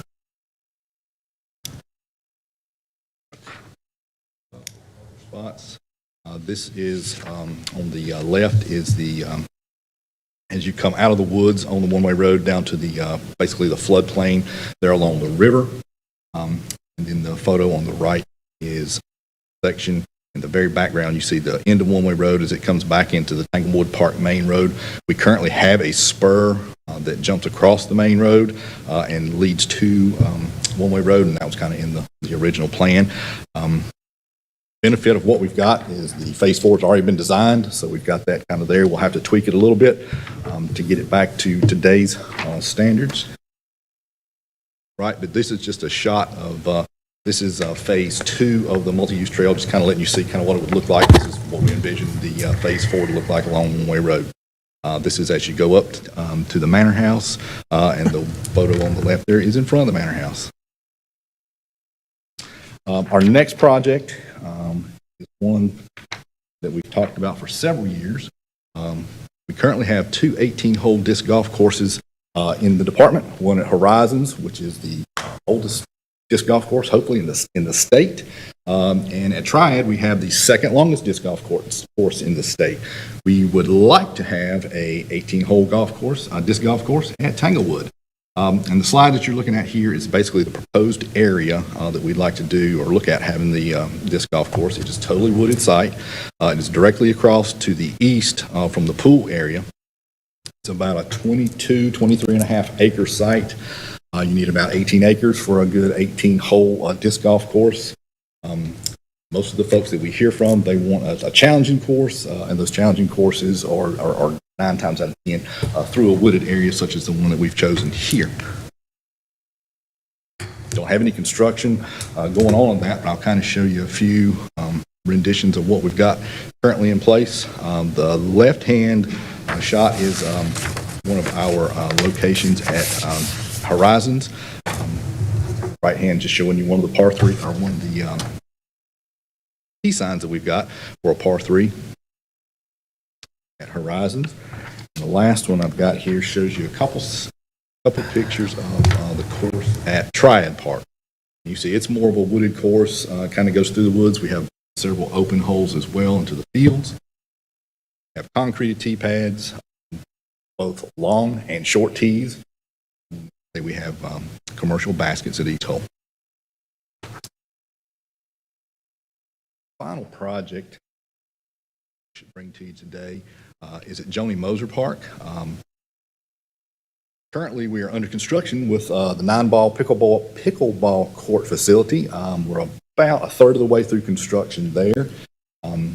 As part of the construction of that site, and you can see it here on the kind of the lower right-hand corner, the back portion of this site is half-court basketball. What we've done for the pickleball is we've basically squared this whole area off to create our 9 pickleball courts. That did remove the half-court basketball court, and with this project, what we're asking to do is rebuild the half-court basketball court in another location. The location we've chosen is roughly in this area just to the northeast of the ball field that's currently there. The shot on the left kind of shows you just an overview of the tennis court. The basketball court is here to your left. The section of grass that you can see there now is paved, getting ready for our pickleball courts to go in. There are some upset folks out there over losing that basketball. I've talked to several. But they feel better. The ones I talked to, they felt better it's going to get replaced. Yes, and that's our intent. Just kind of showing you again what we've got here. Here's the half court. This section of grass here on the right, that is, we filled that area in with pavement. We're going to go back and, like I say, that'll be an additional court there. And you can see the court in the background. A lot of folks like this spot. It's kind of not secluded, but it was out of the way. We weren't out in the sun. It was a little bit of shade, so they really like this particular spot. So when will that be ready, the basketball? Whenever our funding comes in, I think that's sometime in July, so we can at least start the processes of all that. We've got about $200,000 allocated for this particular project. So that's what we're looking at. I don't know exactly past that once we go through there, but that's just kind of a final shot, just an overview of the site. So, any questions? I can hopefully. Any questions? Three. That's good. Thanks for the update. Good, we're done. We'll take a break. We'll be back 2 o'clock.